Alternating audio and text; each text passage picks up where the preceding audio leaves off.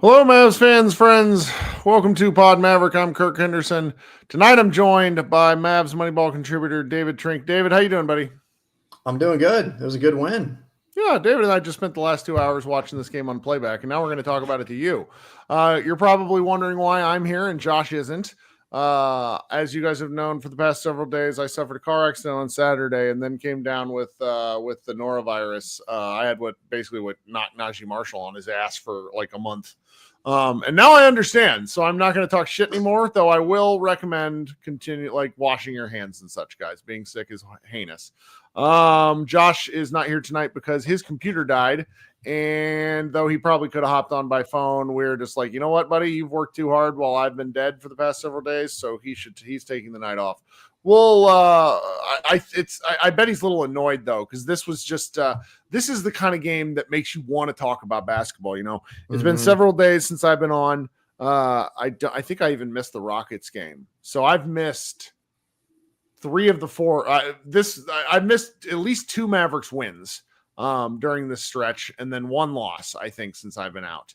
And tonight the Mavericks won again. They defeated the Miami Heat 118 to 113 in what was just, if you're watching the game, you're just tuning in and you like basketball. This is a game where you are like just deriving a lot of joy from the game that's being played on the court. You know, there's obviously a lot of around the court narratives that the Mavericks have earned, but you know, Nico Harrison did say that if the Mavericks win, a lot of the bullshit might go away. I don't necessarily think it's going to go away, but it definitely makes it allows you to hold 2 competing thoughts, because the Dallas Mavericks are playing really, really, really hard. Before we kind of recap the game, what were your kind of big picture takeaways from this one, David? Pretty much exactly that. I've really enjoyed the fact that this team has not seemed to give up at all. And in fact, it feels like they're even bought in a little more than they were a week or 2 ago. It's been a joy to watch. I think there's something to an event happening to a group of guys like this and them kind of coming together over it. I think there's definitely something to that, and it's evident on the court. And I mean, when you talk about like 1 through 15, this team kind of embodies that. It's 1 through 15. And when I say 15, I mean 15. Like, they've had to play their 15th guy on multiple nights recently, and they're all pretty much playing as hard as anyone. And that's a really good place to start. So for those of you who've been watching the NBA for a long time, I could be getting some of my details wrong, so I apologize in advance if I'm wrong, but you've been able to roster 15 guys for a very long time. However, for the longest time, the NBA only let 13 guys dress.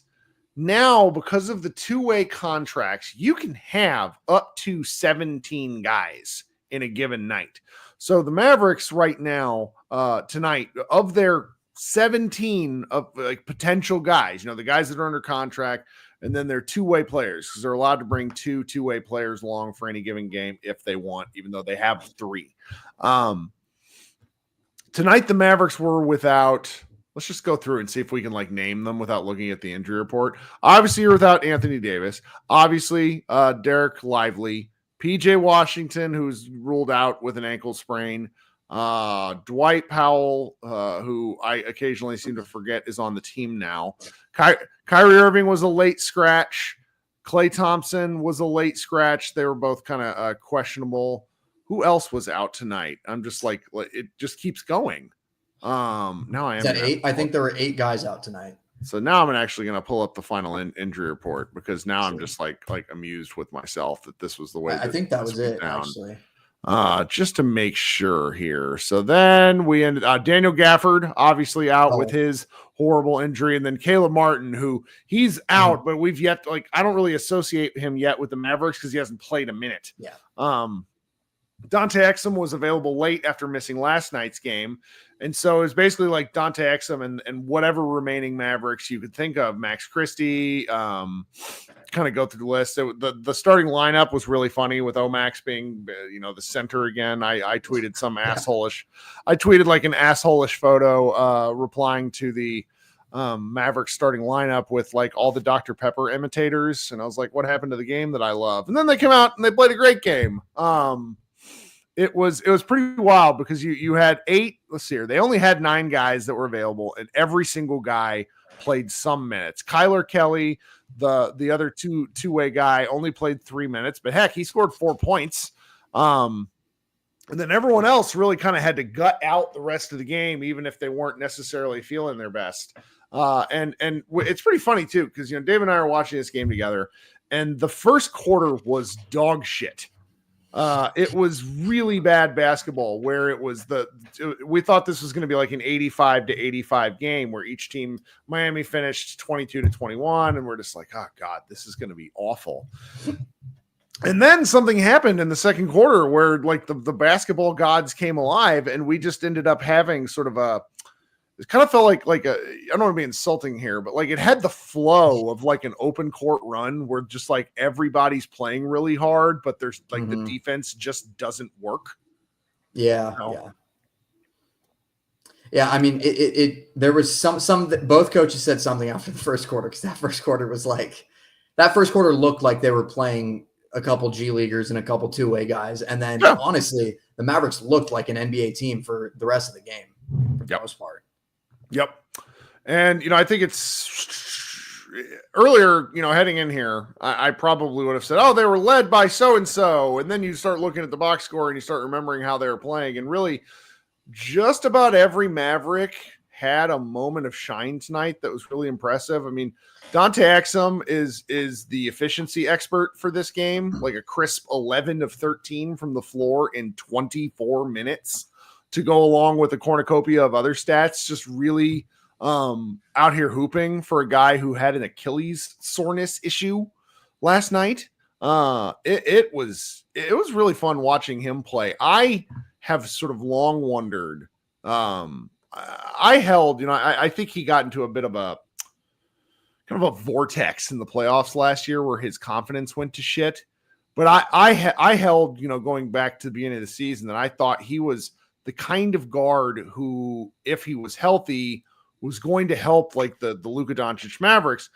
And now that Luka's not with the team anymore, getting these moments to sort of run the team, he just looks really good. I don't know how it competes against like a top 5 in a conference kind of team. The Heat are a little bit of a struggle bus, but and just trying to make it to All-Star break, this is the kind of performance that you just love to see from a guy who hasn't been able to play much due to injury this year.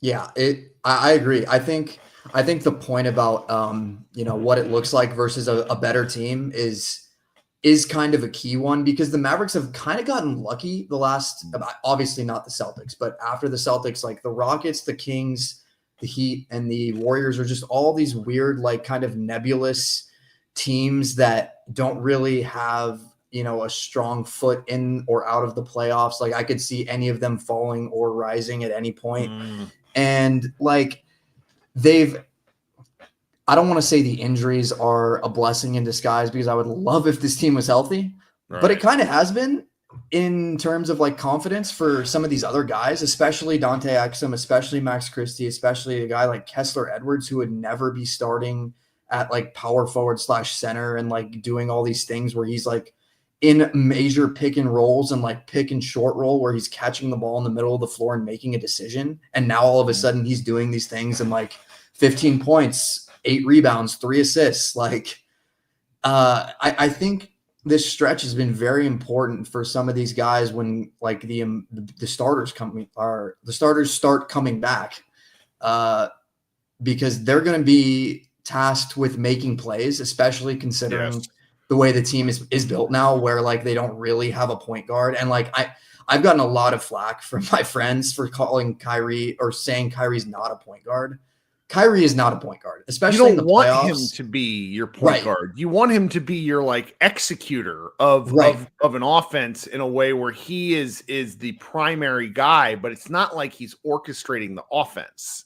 Right. And like in the playoffs, I think what it's going to be, instead of we're so used to like Luka controlling the flow of a game late and getting them into their sets and stuff, instead of Kyrie can't do that.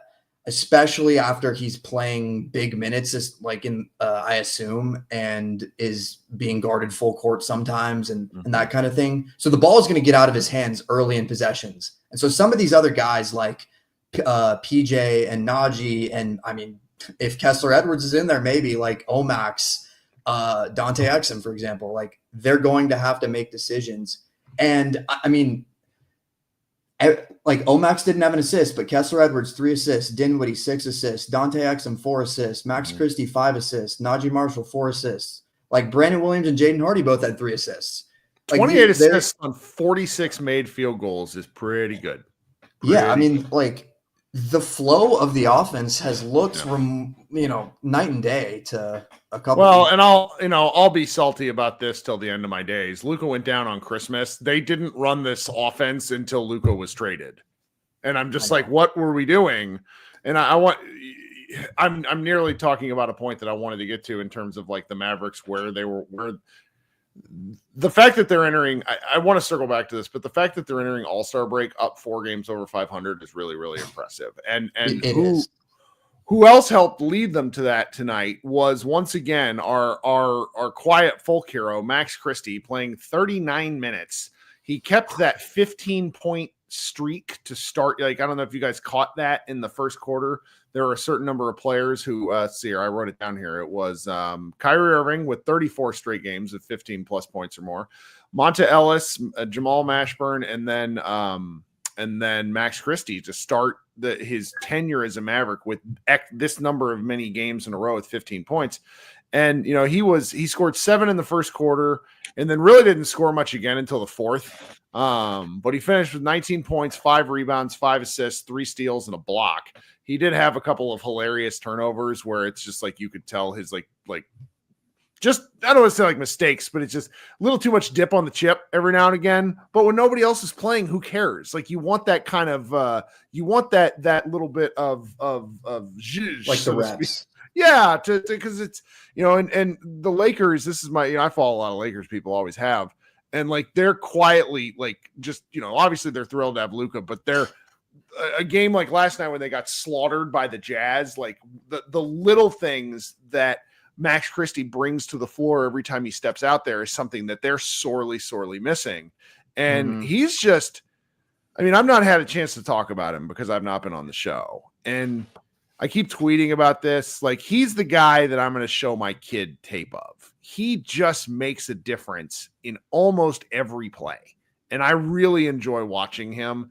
And it's going to be, I'm going to start to need to get more specific with my praise, because otherwise I'm hitting like the generic praise zone where it's like, oh, this guy's awesome because he's scoring points. And I'm just like, he's everywhere all the time. And I really enjoy it. I think one of the key reasons that he's so like important on the margins is he boxes out really well, especially against bigger guys. And like some of the rebounds he was maybe not getting himself, but preventing like Kel'el Ware, who's a big dude, from getting tonight. Like that stuff, that's residual. Like I saw Jaden Hardy box out Kel'el Ware in the fourth quarter, and I was like, would he be doing this if like Max Christie wasn't setting the tone early? It's a great point, because a lot of basketball, anybody that's played can speak to this. The ball has energy. When your teammates are playing hard, you want to play hard. There's something to that. I think that's a good observation. You did give me an opening here. I do want to talk about Kel'el Ware. In the first half, that dude looked like a world eater. And in the second half, he looked like a rookie big man who'd never seen basketball before. What a weird half, or what a weird game for him. Yeah, and I want to jump off of that point and say that I think the Mavericks, like, Kel'el Ware had 17 tonight, and I have the other box scores recently pulled up. Like, Şengün had 30, but Sabonis had 16. Quentin Post, who's a 7-footer, kind of had 5 points. I just felt like when they needed to, the Mavericks have had like really good kind of collective team defense on these big men when their big men haven't been playing. Just maybe not, so much limiting them completely from getting dunks and stuff, but they're like fronting the post and like on the backside, stepping in front of passes when they're trying to get on the ball. I thought they've done a really good job about that. And I kind of showed in the second half, like Khalil Ware was basically a non-factor in the second half of the third quarter and the fourth quarter. And then he was completely out of it. And he had that weird turnover where he just like tried to do a handoff or something. And then the Mavs just took the ball. Yeah. Well, I think there's something to the fact of just how hard the Mavericks are playing eventually sort of, humbled. No, that's not right. It pushed him into a shell where he looked like he did not respond to their activity. And that was very surprising. All right, we're about halfway through. I'm going to take a minute. I bet dollars to donuts. Josh Bowe didn't do any live reads while I was here. Josh, if you're listening to this tomorrow, don't make fun of me. It's okay. I live reads are my deal. So, guys, one of the things that I have been touting on this show for several weeks now, probably going on 6 or 8 weeks now, is a company that we're partnering with called Body Spec. There's a link in the show notes, and what Body Spec provides is something called a DEXA scan. It is a full body scan that really can help give you a lot of information at a very affordable price as to what's going on inside your body. I'm in my 40s now. I've really committed this year to dropping some bad habits, and along with that, maybe some extra pounds in the right way. And the DEXA scan was one of the first places that pushed me towards doing this. I love a good vice. I love a cocktail and a mozzarella stick. And I just realized that after this scan, despite how much I've been working out, it really wasn't countering it the way I needed to. I needed to change some of my habits. And the DEXA scan provided me with some information on why that was the case, despite the fact that I am in pretty good cardiovascular shape, that I am pretty strong. Didn't matter, because some of the things that I was doing were some of the things I was doing was hurting me, frankly. And so the DEXA scan was a great way to find this out. It's short, takes less than 10 minutes. Really easy to do. There's sites all over the Dallas-Fort Worth area. If you go to the link in our show notes, you can read you can use the promo code that we have, PODMAVS45 for $15 off. I'm telling you guys, this is a great thing. I berated David before the show. He's thinking about doing it. And if he does it and comes back, we had a couple of other people that follow the show, that listen to these, like, oh yeah, this is great. So anyways, I'm recommending it. Now I'm going to insert some ads here for Blue Wire, and then David and I will be right back. Guys, we really appreciate you sticking with us here. The last 10 days have been weird, traumatic, weird. I got into a car accident, then I got super sick on top of all the basketball stuff. And it's a little perspective pushing, but I will say, Josh and I have had talks when something like that trade goes down. You kind of have some conversations about whether we should keep doing this, and we're going to keep doing this because we like the community. We like the people that we do this with. It's fun. What else am I going to do? Play more video games? Josh might say yes. I certainly would, but I don't want to fall into that habit just yet. So if you haven't subscribed to our show, please consider doing so. Love the comments, love the emails I get. Really pleased to be a part of this community, and we'll get back to the basketball here. So who else should we kind of praise? I think there's another guy, the minutes leader for this game tonight for the Mavericks. Did you see who it was? Kessler Edwards, Pepperdine's own. And I went to Pepperdine. I ended up texting Skin during the game because they went on a little bit of a discussion about Kessler and Pepperdine. And what an incredible game for him. I don't know what to make of him. I've always been a fan, but I'm like incredibly biased. And this is like contract. He's earned a contract kind of game. What do you think? Yeah, I mean, I think like my takeaway just of him in general is that if he can consistently hit a three, which I feel like you could say that for any number of athletic wings in the NBA, but I mean, specifically with how hard he's been playing and how physical he's been like on these centers that he's matched up with and rebounding and all of that. I mean, he had 4 offensive rebounds tonight and he had 15 points, 3 of 4 from 3. Like the threes are very key. I like if he's not hitting the threes, it's a little more shaky on how much money you want to give him or something like that. Yeah, but 3 of 8 from 2 is a little rough, but I don't, like the The thing that I like about him is I really feel as if he understands his role of what he's supposed to do very well. And Mhm. him taking 12 shots tonight felt a little out of character, but I felt that the shots that he was taking came within the flow. There's nothing forced. Like every now and again, we get a Mavericks player like Spencer Dinwiddie, who I'm just like, really, is that the shot you're taking? But that's his role. And Kessler Yeah. Edwards very rarely, he'll get an open 15-footer. And I've seen him pump fake and pass out. I don't know. I like the cut of his jib. I agree. I think a lot of the middle, I kind of alluded to this earlier, but he's been getting the ball just like free throw line to free throw line. Like just on either side of the court at the free throw line a lot. And the decisions he's made have been pretty good. Like he had that one drive in the fourth quarter that we were like, oh my God, what a finish. He like drove on Khalil Ware and kind of used his shoulder and body to like knock into him and then used his like left hand to go up and around him, and like the shot block wasn't even there. It was pretty impressive stuff. And I think, last game when he got the ball in the middle of the floor and like there was so much space out in front of him, and he made the right decision to drive and kick to Naji, who then drove in and made the game-winning floater. I think his decision making has shown like a level above a player on a contract that he has like would normally make. He's kind of playing above his pay grade right now. I think you're absolutely right about that. Yeah. Well, I mean, there's this class of guys who I think due to the current CBA, where when you reach the end of your rookie contract, you're not getting a deal. And you're not getting the deal that you hope for. Like Edwards started his rookie year with the Nets. Yeah. He played like 25 games starting role, ended up with Sacramento. They just didn't have any room for him. And you look around the league and it's like, unless you're shooting at like a 38% clip from three, you're not gonna be on one of these teams. And so Mavericks took a low risk gamble on him. Obviously, with the way their season's gone about, where it's not gone the way they wanted, he's had to play more minutes than you need, but he takes very little off the floor at this point. And when he's made some mistakes, I'm just looking at him like, okay, but the two-way guy is playing 40 minutes and we're getting a win. So I just end up really pleased with him. Let me see here. I think one more point about him. Sure. I think he kind of embodies like this team right now. It's like the underdog mentality and playing really hard. If you want to look at any player over the last X number of games and say, this is who the Mavericks are right now, I think Kessler Edwards is pretty much that guy.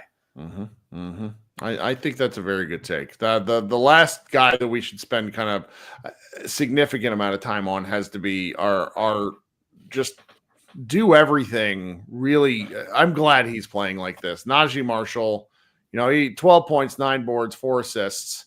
He's been such a complete player for the Mavericks, where he's kind of the special sauce that brings the Maverick burger together in a way that I find really enjoyable, because when he's probing towards the basket, there's a confidence in watching him move that I don't really have with any other Maverick that's not named Kyrie Irving at the moment. Like, as much as I enjoy Max Christie's still figuring elements of his game out, and Naji's just a damn smooth, where it's like, okay, there's that right-handed floater again. Oh, it's a catch and shoot corner three. This is great. Yeah, I think I said this a couple days ago, or maybe it was right after the trade in our Slack, about he's the only guy on the roster now that can kind of make those like big body, short like jump shots that Luka used to make, where he would drive in, take the pull up bank shots from like 8 to 10 feet away and really use his body to get into guys and create space. And he's like the only guy on the roster now that can make those shots. I really liked him going into the year because he's a connecting piece. And now he's kind of like become more than a connecting piece. He's kind of like, in some situations, the center of the offensive engine. Like, he can make everything happen like on the floor. You can throw the ball to him in the middle of the floor. He can make a play. He can start the offense. He can finish the offense. I'm really excited to see how many points like his average can get up to for like a 10 to 15 game stretch. Like, if he gets really hot and averages 15 to 20 or something. Like, I'm really interested to see if he can get to that level. Well, I hate to all of a sudden crush the positive vibe, but we have to address the news that just broke from Shams Charania and ESPN and Tim McMahon. Dallas Mavericks center Daniel Gafford has sustained a grade 3 right MCL sprain and will miss at least 6 weeks, sources tell me and ESPN McMahon. Gafford, Anthony Davis, and Derek Lively now expected to be out significant stretches of the second half of the season. I don't even know why the hell we call it the second half of the season. It's the final third of the season. Yeah. 6 weeks embodies 6 weeks is so it's a month where you assume 15. This is it's almost the rest of the regular season. This is so it's a little bleak because you're not. They're going to have some hard choices to make in the future here. Right. Twan says in the chat, 6 weeks is super conservative. That's why I really emphasized at least because you don't want to shit on, like, we don't want to go back to the shitty stuff. There's going to be a time and a place where we go back and bitch about this trade ad nauseum, and I don't want to do it on the night of a fun win. I think that does allow me to pivot a little bit to what I wanted to talk about, because I was taking a look at the Mavericks. The Mavericks at one point were 9 games over 500. They beat Portland just before Christmas to be 19-10. Okay. Mm-hmm. They're rolling in to All-Star break 30-26, which I don't really feel like doing any math, but they basically won 11 games and dropped 15 games over that point.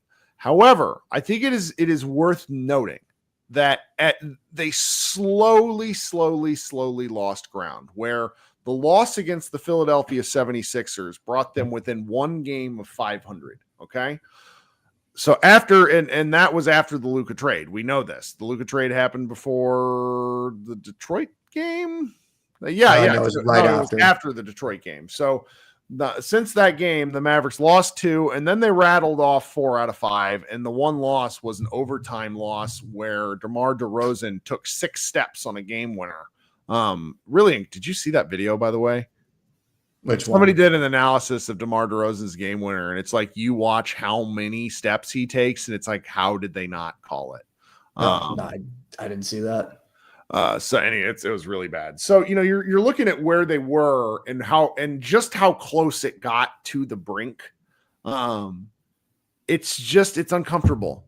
And I think we have to start to have some tough questions about where the Mavericks are going, because the players are simply not going to give up. That we've seen, nor should they give up.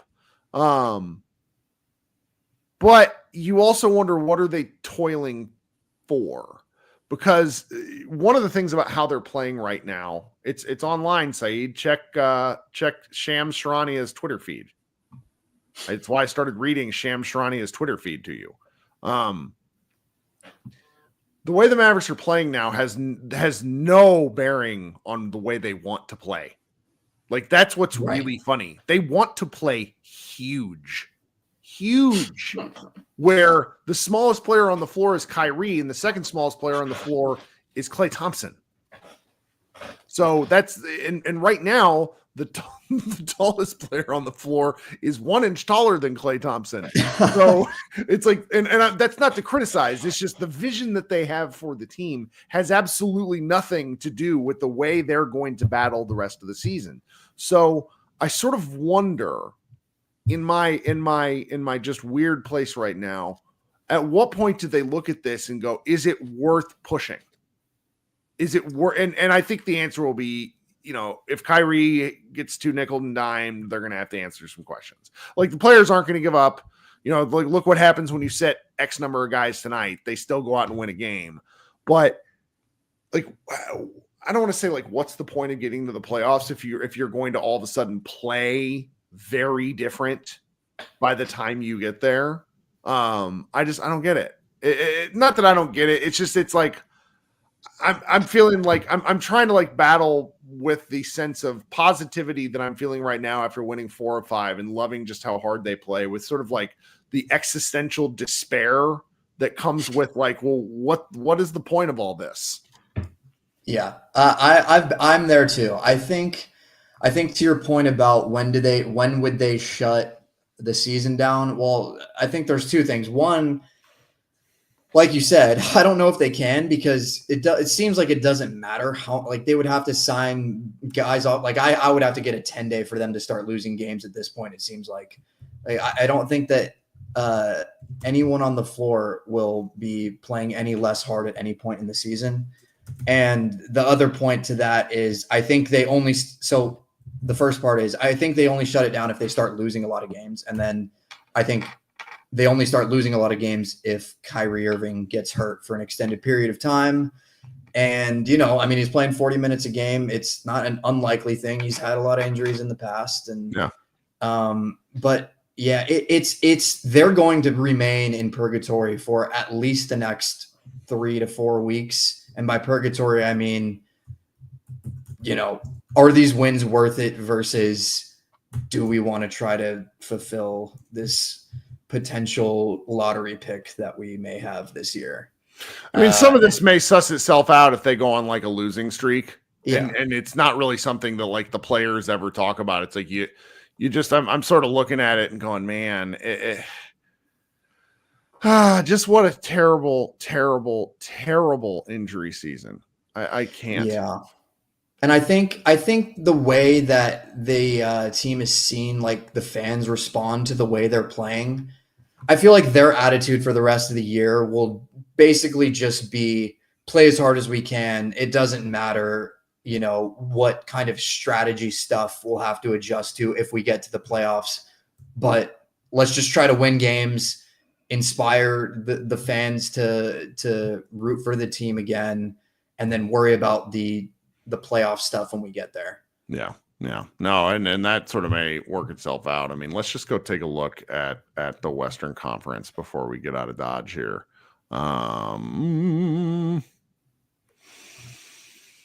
The 5th seed Lakers are 32-20. They are 11 games back from the Oklahoma City Thunder. The 6th seed Clippers are 30-23. They're 13.5 games back. The Minnesota Timberwolves, are they still playing? Ooh, Utah and Clippers are tied. That's not really important to this conversation. Maybe. So maybe they slide or maybe they gain a game. Minnesota's 31-25. Dallas is 30-26. Sacramento's 28-27. Golden State's 28-27. Like there's a morass here where all of a sudden you can be 11th, or with a decent win streak, all of a sudden you could be 5th. Yeah. And I'm really fascinated as to where the Mavericks end up. I mean, this little stretch right here, like even if the Mavericks had gone 500, or if, they went 3-2 or 2-3, I don't think we necessarily feel any different about how they're playing. Do you? No. I mean, my expectations for them at this point are like, play an entertaining game, play hard, and I will root for you to win, and the outcome is kind of irrelevant. Mm-hmm. It's kind of where I'm at. I think also an interesting point about the Western Conference right now, I think it's becoming more and more clear that like Oklahoma City is far and away the best team, obviously, in the Western Conference.